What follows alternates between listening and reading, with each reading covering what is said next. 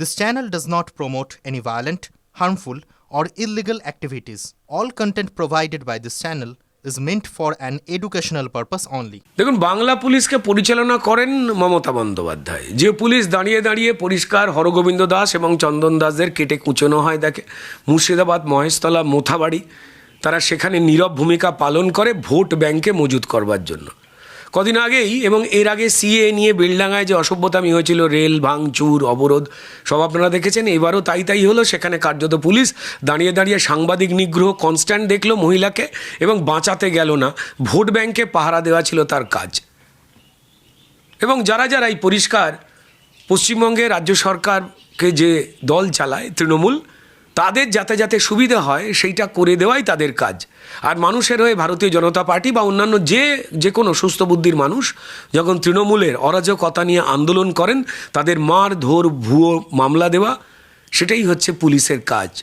অর্থাৎ পুলিশের একটা অংশকে সবাই দেখে নিয়েছেন, তৃণমূলের ক্যাডার হিসেবে তারা কার্যত কাজ করছে যতক্ষণ মমতা বন্দ্যোপাধ্যায় পুলিশ মন্ত্রী রয়েছেন। আর এই যে মানুষের বিক্ষোভ, যখন যিনি তৃণমূল করেন তিনিও মানুষ, যিনি বিজেপি করেন তিনিও মানুষ, যিনি চোর তিনিও মানুষ, যিনি সাধু সন্ত তিনিও মানুষ। এই মানুষ বলে কথাটাকে গুলিয়ে দেওয়া চলছে। বিভিন্ন জায়গায় তৃণমূল মহিলাদের একটা বাহিনীকে তৈরি করে রেখে দিয়েছে, লেলিয়ে দিচ্ছে। সেটাকে বলছে যে কালো পতাকা দেখাও, একে তাকে মারধর করো, চুল টানাটানি করো, বলে দেবো যে তুমি নাগরিক। তার পরেই জানতে পারা যায় এরা নাগরিক নয়। আপনাদের নিশ্চয়ই মনে আছে যে যখন মুখ্যমন্ত্রী কার্নিভালে নাচছিলেন, যে সময় উত্তরবঙ্গে ভয়ঙ্কর বন্যাতে মানুষের প্রাণ জীবন সব বিপন্ন হয়ে গেল, সেখানে ভারতীয় জনতা পার্টির সাংসদ খগেন মুর্মু গেলেন ত্রাণ কিভাবে দেওয়া হবে, কিভাবে পৌঁছবে দেখতে। সেখানে তাকে থেতলে তাকে রক্তস্নান করিয়ে দেওয়া হলো। প্রথমেই বলে দেওয়া হলো কি না জনরোষ, তারপর দেখা গেল কেউ জন নয়, তারা তৃণমূলেরই পালন করা খুব ছাপ মারা ক্রিমিনাল বা তৃণমূল দলের লোকজন। এই যে এরা যখন তখন তৃণমূলের একটা বাহিনী রয়েছে যারা এই লুটের সঙ্গে জড়িয়ে বা লুটের ভাগ পায় বা লুট পরিচালনা করে, তাদের মধ্যে যাদের মুখ মিডিয়ার সামনে খুব একটা আসে না, তাদেরকেই জনগণ বলে একটা ছাপ মেরে দেয় এবং বিভিন্ন জায়গায় অরাজকতা করতে পাঠিয়ে দেওয়া হয়। সেই খেলা চলছে এবং তাদের গায়ে হাত দিলে পুলিশের চাকরি চলে যাবে।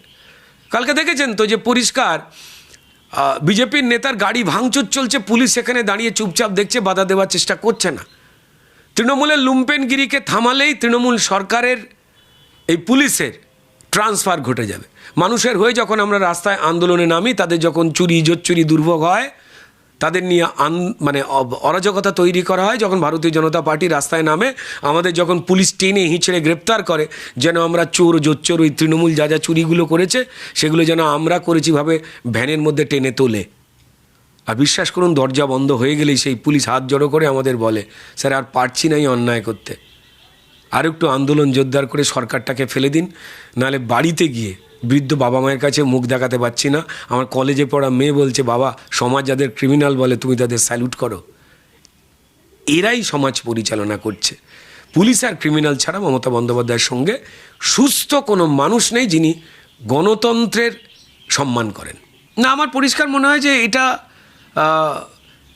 কে চাপে রয়েছে, এটা চাপ টাপের তো কোনো কিছু নয়। আলটিমেটলি তো পরিষ্কার যারা বৈধ ভোটার তারা ভোট দেবেন। এবার সুপ্রিম কোর্টের অবজারভেশন, তাদের কিছু অনুরোধ রয়েছে, কারণ প্রচুর মানুষের ক্ষেত্রে দেখতে পাওয়া গেছে, জানতে পাওয়া গেছে যে তাদের বার্থ সার্টিফিকেট সেইভাবে তারা জোগাড় করতে পারছেন না। 11-12টা সূচি ছিল যে এইগুলো হবে প্রমাণ, তো তার মধ্যে তো মাধ্যমিকের সার্টিফিকেট কখনোই প্রথম থেকে সুপ্রিম কোর্টও তো বলেননি, নির্বাচন কমিশনও জানান দেয়নি যে এইটাই।